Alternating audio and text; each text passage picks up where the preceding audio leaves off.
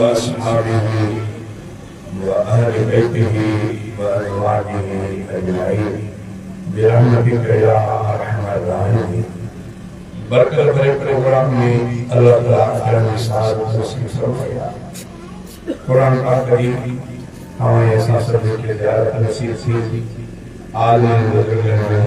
वारे वारे से ज़ियारत नसीब थे। अल्लाह से हम दुआ करते हैं अल्लाह ताला सब अकरम कबूल फरमाए। जिन दोस्तों ने प्रोग्राम रखा या इनके सोच हुआ अल्लाह अदायना उनके लिए दुआ है। अल्लाह ताला उन्हें मांगत इज्जत औलाद अता फरमाए। शुरुआत क्या हुआ रब करीम ने बाजार हारिस हो बोला इनका कायनात सरिये के अल्लाह हलाए हो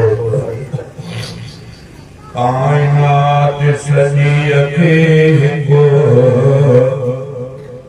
अल्लाह हलाए हो कायनात सजिए के हो अल्लाह हलाए हो मखलूक समूरिय के रब रिज़्क़ रसाए तो कायनात सजिए के हो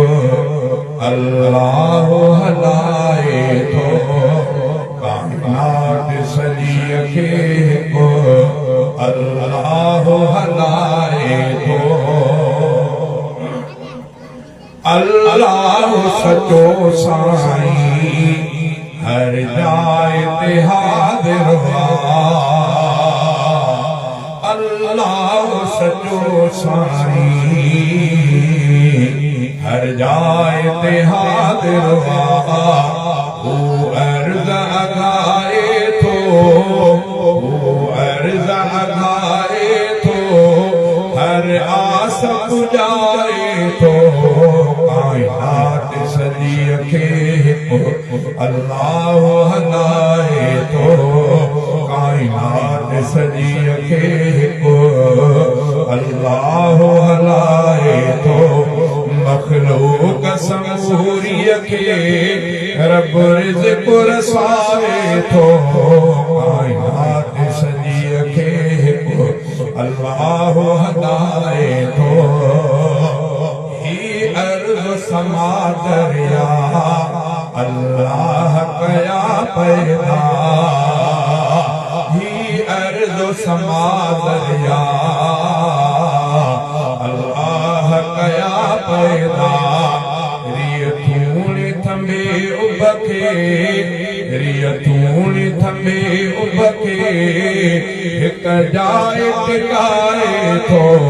कायनात सजिए के अल्लाह हलाए तो मखलूक समूरिय के रब रिज़्क़ रसाए तो कायनात सजिए के अल्लाह हलाए तो सिज चंद्र सितारन ते कुदरत थी हले नदी सिज चंद्र सितारन ते कुदरत थी हले नदी शब रोज मिटाए तो शब रोज मिटाए तो रब रंग रचाए तो कायनात सजिए के अल्लाह हलाए तो मखलूक समूरिय के रब रिज़्क़ रसाए तो कायनात सजिए के अल्लाह हलाए तो के समुद्र में साह खड़ने के पत्थरन मन रहने के समुद्र में साह खड़ने के पत्थरन मन रहने धर ढंग में खुदा पाजी धर ढंग में खुदा पाजी मखलूक कराए तो कायनात सजिए के अल्लाह हलाए तो मखलूक समूरीअ खे रब रिज़्क़ रसाए थो काइनात सॼीअ खे अल्लाह हलाए थो अहमदान सच्चीअ दिल सां रब खे जो पुकारे थो अहमदान सच्चीअ दिल सां रब खे जो पुकारे थो अमराणी सदाऊं सभु अमराणी सदाऊं सभई रब उन जूं अखाए थो काइनात सॼीअ खे अल्लाह हलाए थो मखलूक समूरीअ खे